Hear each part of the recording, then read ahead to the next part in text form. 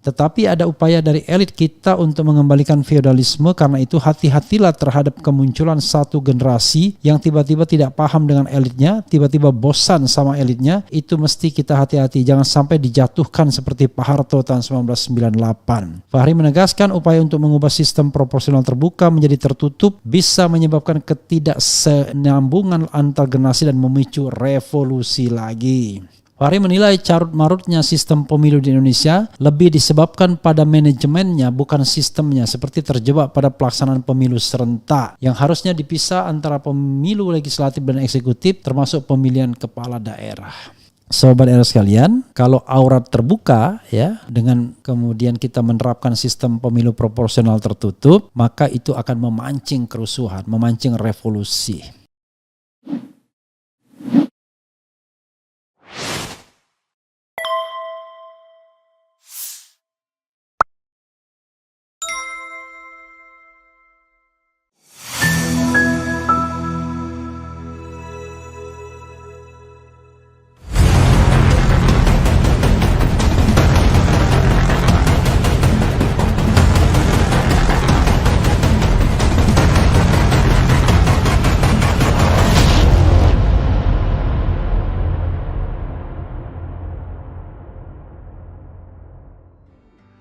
Assalamualaikum warahmatullahi wabarakatuh.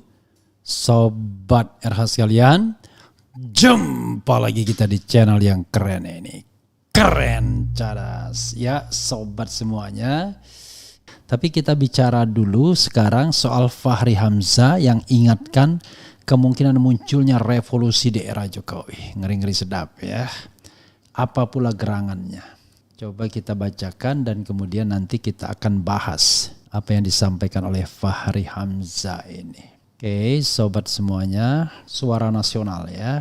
Pro kontra perdebatan penggunaan sistem proporsional terbuka atau tertutup dalam pemilu 2024 kembali mencuat dan meruncing. Hal ini membuat elit di tanah air mengalami kegalauan dalam menentukan jalan demokrasi yang benar. Wakil Ketua Partai Gelombang Rakyat Gelora Indonesia, Fahri Hamzah, saat menjadi narasumber dalam diskusi Moya Institute bertajuk Pemilu Proporsional Tertutup, Kontroversi di Jakarta, mengatakan atas kegalauan tersebut, para elit kita ingin menciptakan narasi demokrasi yang khas Indonesia. Dugaan saya ini dipaksa dua tren global tentang efektivitas dalam pengelolaan negara. Di satu sisi melihat demokrasi dan kemajuan Tiongkok, Cina, di sisi lain melihat demokrasi liberal barat yang berasal dari Prancis dan Amerika Serikat, kata Wakil Ketua Umum Partai nomor urut 7 ini dalam keterangan kepada redaksi. Ketika melihat efektivitas penerapan dua sistem demokratis tersebut plus minusnya, maka ada semacam keinginan dari para elit kita untuk menciptakan sistem demokrasi tersendiri ala Indonesia. Menurut saya, kita tidak perlu canggung untuk mengusulkan demokrasi yang utuh agar sebagai bangsa kita ada capaian yang jelas sehingga kita tuntas. Sebagai bangsa kita tidak boleh seperti bangsa baru yang terus mengalami kegalauan, katanya. Wakil Ketua DPR periode 2004-2019 ini lantas menjelaskan pada awal kemerdekaan RI 1945 hingga 1950, Indonesia pernah menerapkan demokrasi terpimpin dan parlementer liberal pada era Orde Lama semasa Bung Karno. Namun pada masa Orde Baru selama 32 tahun saat mantan Presiden Soeharto berkuasa, demokrasi terpimpin kemudian diganti demokrasi Pancasila. Pak Harto jatuh tahun 1998 karena demokrasi Pancasila dianggap menyumbat kekuatan rakyat. Dan sekarang hal itu diajukan kembali pertanyaan tersebut setelah adanya amandemen Undang-Undang Dasar 1945 sebanyak 4 kali. Itu dianggap kebablasan, katanya. Karena itu para elit kita, kata Fahri, terus berusaha untuk mengikat atau menambal lubang demokrasi di mana-mana. Tapi saya mau mengingatkan, kalau demokrasi itu pakaian kita, maka jangan salah tambal. Yang kita tambal itu auratnya saja. Kalau yang bukan aurat ditambal juga, itu nanti menjadi kacau, katanya. Menurut Fahri, dalam konteks demokrasi, pemilihan terbuka itu aurat, sehingga demokrasi atau pemilihan langsung kepada orang seperti sekarang sudah benar, tidak perlu diubah lagi. Itu yang harus ditambal dalam pengertian tidak boleh diubah. Itu sudah tertambal, tidak boleh dibuka, karena itu aurat dari demokrasi kita. Kalau aurat kita tutup, dalam pengertian dalam demokrasi tertutup, itu sudah tidak demokratis namanya, ujar Fahri. Dalam demokrasi, lanjut Fahri, rakyat lebih penting dari negara atau institusi. Karena itu partai politik tidak boleh mengambil alih peran rakyat. Sebab rakyat adalah unit paling penting dalam demokrasi, bukan institusi atau negara. Karena itu tidak boleh ada yang namanya presidensial threshold harusnya ya. Makanya parpol itu penyelenggara negara di luar, tidak boleh dia masuk ke dalam sistem dan mengambil alih pertanggungjawaban individu atau orang. Ini nilai-nilai dasar dalam konstitusi kita katanya. Fahri berharap para elit sekarang menghargai jasa para founding fathers yang memiliki keberanian luar biasa mengubah sistem kerajaan menjadi republik. Luar biasa keberanian founding fathers kita mengalihkan ke republik dari kerajaan. Padahal sudah ada imperium di dalamnya. Sudah ada kerajaan dan kesultanan yang sudah jalan. Tidore itu penguasa Pasifik. Belum lagi kalau kita bicara Sriwijaya atau Majapahit, dan di kampung saya ada kerajaan Sumbawa. Itu semua kerajaan hebat, puluhan bahkan ratusan tahun berkuasa di Indonesia katanya. Namun para founding fathers saat itu sadar bahwa feodalisme kerajaan sulit untuk diajak bersatu. Namun dalam perkembangannya feodalisme justru digunakan Orba agar terus berkuasa dengan merampas kebebasan rakyat. Tetapi ada upaya dari elit kita untuk mengembalikan feodalisme, karena itu hati-hatilah terhadap kemunculan satu generasi yang tiba-tiba tidak paham dengan elitnya, tiba-tiba bosan sama elitnya. Itu mesti kita hati-hati, jangan sampai dijatuhkan seperti Pak Harto tahun 1998. Fahri menegaskan upaya untuk mengubah sistem proporsional terbuka menjadi tertutup bisa menyebabkan ketidaksenambungan antar generasi dan memicu revolusi lagi. Jangan percaya parpol yang mengusulkan sistem proporsional tertutup akan aspiratif. Itu bohong. Biarkan rakyat mengkombinasi sendiri siapa wakilnya. Jadi demokrasi terbuka tidak boleh diubah, tegasnya. Fahri menilai carut marutnya sistem pemilu di Indonesia lebih disebabkan pada manajemennya, bukan sistemnya, seperti terjebak pada pelaksanaan pemilu serentak yang harusnya dipisah antara pemilu legislatif dan eksekutif, termasuk pemilihan kepala daerah. Kita sendiri yang menciptakan keruwetan pemilu, menciptakan politik transaksional, menciptakan kelelahan menumpuk sehingga petugas pemilu sampai 800-an meninggal pada pemilu 2019 lalu. Itu semua menurut saya bukan sistemnya tapi karena buruknya manajemen, tegasnya. Fahri beranggapan bila pada pemilu 2024 Indonesia kembali menerapkan sistem proporsional tertutup, maka akuntabilitas politik akan rusak, sebab menurut Fahri transaksi politik antara rakyat dan pemimpin harus dilakukan secara langsung, tidak melalui perantara partai politik. Mandataris hanya bisa muncul kalau pemberi dan penerimanya bisa saling berhubungan langsung, ujarnya. Fahri kembali menegaskan bahwa sistem proporsional terbuka yang dipakai dalam beberapa pemilu terakhir sudah tepat. Sistem demokrasi langsung memilih orang itu sudah benar, itu auratnya demokrasi. Aurat itu harus dijaga, jangan malah yang tidak penting ditutup, pungkas Fahri. Ya, sobat era sekalian, metaforanya banyak ya, tapi intinya adalah Fahri Hamzah mengatakan bahwa dia setuju dengan sistem pemilu proporsional terbuka karena itu adalah auratnya demokrasi. Jadi kalau auratnya tidak ditutup, maka terbukalah kemaluan kita. Kira-kira begitu ya. Dan sobat era sekalian, kalau aurat terbuka ya, dengan kemudian kita menerapkan sistem pemilu proporsional tertutup, maka itu akan memancing kerusuhan, memancing revolusi. Biarkanlah transaksi itu berlangsung antara rakyat dengan wakilnya atau dengan pemimpinnya secara langsung, tidak tidak melalui partai politik, karena itu adalah prinsip kedaulatan rakyat. Jadi itu ya sobat era sekalian, dukungan terhadap proporsional terbuka. Walaupun dengan banyak metafora, tapi Fahri dengan secara tegas dan jelas soal proporsional terbuka itu. Kita tahu saat ini ya, tiba-tiba saja ada orang yang mengajukan perubahan sistem pemilu dari proporsional terbuka menjadi proporsional tertutup. Dan ternyata the ruling party PDIP itu menyokongnya. Tiba-tiba PBB yang dulu partai selalu ingin bertanding secara fair dan Yusril sangat percaya diri untuk bertanding secara fair, malah sekarang mendukung PDIP IP dengan menjadi pihak di Mahkamah Konstitusi. Jadi seolah-olah Yusril ingin menunjukkan kepercayaan, loyalitasnya kepada Megawati. Siapa tahu malah Yusril yang dicalonkan sebagai presiden dan atau wakil presiden. Walaupun Yusril sendiri atau PBB sendiri tahu diri dan menyorong Yusril sebagai wakil presiden. Entah wakil presiden siapa. Apakah wakil presidennya Puan Maharani, apakah wakil presidennya Ganjar Pranowo. So far Yusril memang tidak pernah disebut di dalam di dalam survei karena memang namanya tidak pernah dimasukkan ke survei. Ya, sahabat era sekalian, ini menarik ya. Dan menarik juga nanti kita bahas peran Prabowo yang menguat di sekitar Jokowi untuk menghadapi Megawati dengan Budi Gunawannya. Itu menarik. Oke, sobat RH sekalian, saya sudah beberapa kali membuat polling mana yang Anda pilih, sistem terbuka atau tertutup, dan mayoritas memang memilih sistem yang terbuka ya, proporsional dengan daftar terbuka, open list PR system, proportional representation system. Sekali lagi, pilihan terhadap sistem pemilu itu memang harus evaluatif sifatnya, dan karena itu memang jangan diserahkan kepada Mahkamah Konstitusi untuk memutuskan, tapi serahkanlah kepada rakyat.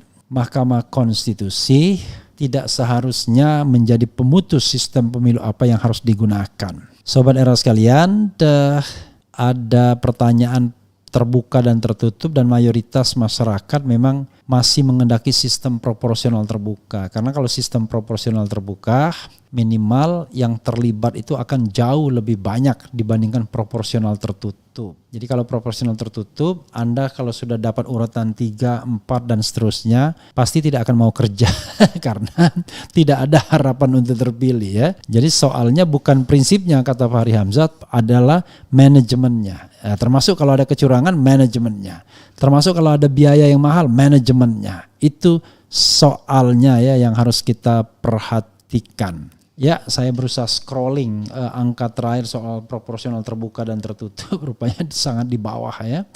Tapi yang jelas mayoritas sobat era masih menginginkan proporsional yang terbuka ya, bukan proporsional tertutup. Jadi sama-sama sistem proporsional, tapi satu itu tidak memilih calon, hanya memilih partai politik atau gambar partai politik, itulah sistem tertutup. Tapi sementara sistem terbuka sebagaimana diterapkan sejak pemilu 2004. Hanya memang pada pemilu 2004 sobat era sekalian, terbuka kita tanggung. Karena kalau tidak mencapai 100% BPP, maka kembali ke nomor urut. Sementara dalam pemilu 2009 ke atas suara terbanyak. Jadi siapapun yang mendapatkan suara terbanyak, maka dialah yang berhak atas kursi yang didapatkan oleh partai politik. Memang ada konsekuensi yaitu persaingan internal, tetapi ini dianggap jauh lebih baik ya, karena memberikan kesempatan untuk kader-kader partai bisa bersaing walaupun dia tidak menjadi kader yang diunggulkan dengan ditempatkan di urutan teratas. Kita baca komentar sobat era sekalian terkait dengan kasus ini ya. Mudah-mudahan sobat merasa aware dan tertarik dengan kasus ini karena ini hal yang menarik.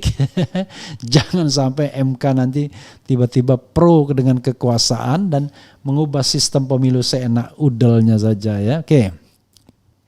Kemudian maaf Bung Era, kadang saya nggak percaya omongan politisi karena hari ini ngomong A, besok B, tergantung kepentingan golongan mereka. Iya, memang ada aroma seperti itu ya. Fahri Hamzah kenapa dia mendukung proporsional terbuka ya? Karena memang kepentingan partainya adalah untuk di-endorse oleh banyak calon ya. Tapi soalnya memang secara prinsip memang kalau kita bandingkan proporsional terbuka dan tertutup, ya memang sepintas proporsional terbuka itu ya paling menguntungkan dari sisi hitungannya kedaulatan rakyat. Tapi kalau hitungannya adalah kemudahan pemilu ya beda lagi. Jadi mana yang akan kita tuju? Karena kita tahu bahwa untuk menetapkan sistem pemilu tergantung kebutuhan-kebutuhan kita. Mana yang lebih kita beratkan? Kadar kedaulatan rakyatnya ataukah kadar mudahnya dalam pelaksanaan pemilu? Misalnya aspek teknis, aspek biaya dan lain sebagainya. Nah, dalam kacamata Fahri, yang namanya proporsional terbuka itu aurat. Karena aurat ya harus ditutup. Maksudnya ditutup itu di cover, dipertahankan ya. Karena itu tidak bisa dibarter dengan persoalan-persoalan teknis tadi. Persoalan teknis itu harus bisa kita manage ya. It depend on the management of election. Oke. Undang mahasiswa perwakilan se-Indonesia, titip pertanyaan, bisakah melakukan survei opini rakyat? Apakah pemerintah, DPR, KPU dan lain masih dipercaya? Oke. Sorry, saya sudah percaya dengan Eva setelah ada isu Partai Gelora dan pernyataannya akhir-akhir ini yang terkesan sok suci. Sudah tidak percaya, bukan sudah percaya ya. Kemudian Bambang Srianto, kamu yang sok suci, apalagi ini ya. Semua ada masanya dan semua tidak ada yang abadi. Biarlah sejarah akan mencatat itu semua. Sudah waktunya sekarang revolusi ya, revolusi akhlak sama revolusi apa ya? Lupa sampai. Revolusi akhlak itu Habib Rizik, tapi revolusinya Jokowi beda lagi ya. Revolusi mental ya. Revolusinya mental bukan mental. Rezim sekarang rezim terburuk sepanjang sejarah. Oke. Pusat tempat kotor kalau nggak mandi apalagi. Fahri sudah kehilangan jati dirinya. Ternyata perjuangannya hanya untuk dirinya dan partainya saja, tergolong cebunger apa ya? Oh, cebonger. Nah, ini baru Bang Fahri Hamzah. Kemana aja Bang? Kok selama ini komennya kontra oposisi mulu? Kesambet ya. Ya ini memang sesuai ya dengan suara civil society. Memang ada beberapa orang yang mendukung proporsional tertutup, tapi rasanya bukan karena melihat hal yang sifatnya substantif demokratis, tapi lebih pada soal teknis ya.